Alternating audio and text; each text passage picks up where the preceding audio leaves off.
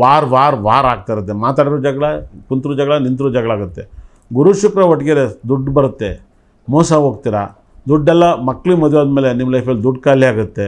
ಅದೇ ಥರ ಬುಧ ಮತ್ತು ಕುಜ ಇದ್ದರೆ ಸ್ಟ್ರೋಕ್ ಹೊಡಿತೈತೆ, BP ಬರುತ್ತೆ, ಈ ಥರ ಪ್ರಾಬ್ಲಮ್ ಇರುತ್ತೆ ಇವರಿಬ್ಬರು ಕಾಂಬಿನೇಷನ್ ಆದರೆ. ಅದೇ ರೀತಿಯಲ್ಲಿ ಸೂರ್ಯ ಮತ್ತು ಶನಿ ಸೇರಿದರೆ ಕೋರ್ಟ್ ಕೇಸ್ ಪ್ರಾಬ್ಲಮಿಂದ ಹರಳ್ತೀರಾ. ಆದೇಶ ಭುಕ್ತಿ ನಡಿಬೇಕಾದ್ರೆ ಈ ಪ್ರಾಬ್ಲಮ್ನ ಅನುಭವಿಸ್ತೀರಾ. ಚಂದ್ರ ಮತ್ತು ಕುಜ ಗ್ರಹ ಇದ್ದರೆ ಡೈವರ್ಸ್ ಆಗುತ್ತೆ. ಈ ಜಾಗದಲ್ಲಿ ನೋಡಿ ಕಾಂಬಿನೇಷನ್ ಸಾಕಷ್ಟು ಮಾಹಿತಿಯನ್ನು ನೀಡ್ತೀನಿ. ಚಂದ್ರ ಮತ್ತು ಕುಜ ಇದ್ದರೆ ಪ್ರಾಪರ್ಟಿನೂ ಜಾಸ್ತಿ ತಗೋತೀರಾ, ಡೈವರ್ಸ್ ಆಗುತ್ತೆ. ಯಾಕಂದರೆ ಪ್ರಾಪರ್ಟಿ ಇದ್ದರೆ ತಾನೇ ಡೈವರ್ಸ್ ಕೊಡಬೇಕು. ಹಾಗಾಗಿ ಪ್ರಾಪರ್ಟಿ ಬರುತ್ತೆ, ಡೈವರ್ಸ್ ಆಗುತ್ತೆ. ಕುಜ ಹುಚ್ಚಿನಾದರೆ ನಿಮ್ಮ ಜಾಗದಲ್ಲಿ ಮನೆ ಇರೋ ಮನೇಲಿ ಹುಡ್ತೀರಾ ಅಂತ ಹೇಳ್ತೆ. ಕುಜ ನೀಚಿನಾದರೆ ಮನೆ ಮೀಡಿಯಮ್ ಆಗಿರೋ ಮನೇಲಿ ಹುಡ್ತೀರಾ ಅಂತ ಹೇಳ್ತೆ.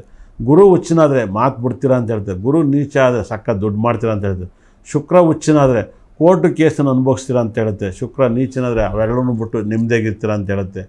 ಅದೇ ಶನಿ ಹುಚ್ಚಿನಾಗಿದ್ದರೆ, ಶನಿ ಗ್ರಹ ಹುಚ್ಚಿನಾಗಿದ್ದರೆ ಒಳ್ಳೆ ದೀರ್ಘ ಆಯುಸ್ಸನ್ನು ಅನುಭವಿಸ್ತಾರೆ. ಶನಿ ನೀಚನಾಗಿದ್ದರೆ ಪ್ರಾಬ್ಲಮಲ್ಲಿ ಆರೋಗ್ಯ ಪ್ರಾಬ್ಲಮ್ ಯಾಕೆ ಇದ್ದೀರ. ಸೂರ್ಯ ಹುಚ್ಚಿನಾಗಿದ್ರೆ